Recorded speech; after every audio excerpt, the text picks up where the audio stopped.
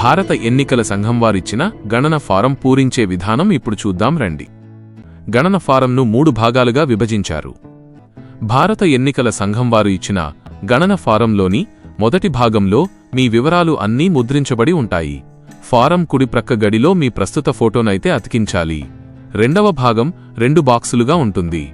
1వ బాక్సులో 2002 నాటికి మీకు ఓటు ఉంటే 2002 ఓటర్ల జాబితా వివరాల ప్రకారంగా ఈ బాక్స్ని పూరించాలి. అంటే ఓటర్ పేరు, ఓటరు గుర్తింపు కార్డు నంబర్, బంధువు పేరు, వారితో మీకున్నటువంటి బంధుత్వం, జిల్లా, రాష్ట్రం, శాసనసభ నియోజకవర్గం పేరు పూరించాలి. అదే బాక్సు క్రింది భాగాన 2002 ఓటర్ల జాబితాలో గల శాసనసభ నియోజకవర్గం సంఖ్య, భాగం సంఖ్య అంటే పోలింగ్ స్టేషన్ నంబరు, క్రమ సంఖ్య అంటే ఓటర్ లిస్టులో మీ సీరియల్ నంబర్ ఎంత అనేది వెయ్యాలి. రెండవ బాక్సులో 2002 నాటికి మీరు ఓటరుగా నమోదు కానట్లయితే మీ తండ్రి, తల్లి, తాతయ్య, నాయనమ్మలలో ఎవరో ఒక్కరి వివరాలు 2002 ఓటర్ల జాబితా వివరాల ప్రకారంగా ఈ బాక్స్ని పూరించాలి.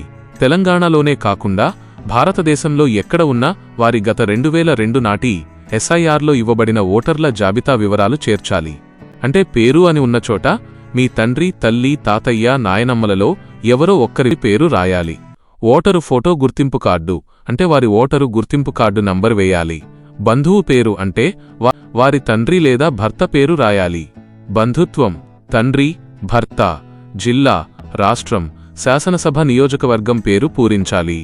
అదే బాక్సు క్రింది భాగాన 2002 ఓటర్ల జాబితాలో గల శాసనసభ నియోజకవర్గం సంఖ్య, భాగం సంఖ్య అంటే పోలింగ్ స్టేషన్ నెంబరు, క్రమ సంఖ్య అంటే ఓటర్ లిస్టులో మీ సీరియల్ నంబర్ ఎంత అనేది వెయ్యాలి.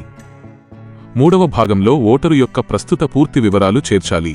అంటే పుట్టిన తేదీ, ఆధార్ నంబర్, మొబైల్ నంబర్, తండ్రి లేదా సంరక్షకుని పేరు, తండ్రి లేదా సంరక్షకుని ఓటరు గుర్తింపు కార్డు నంబర్, తల్లి పేరు, తల్లి గుర్తింపు కార్డు నంబర్.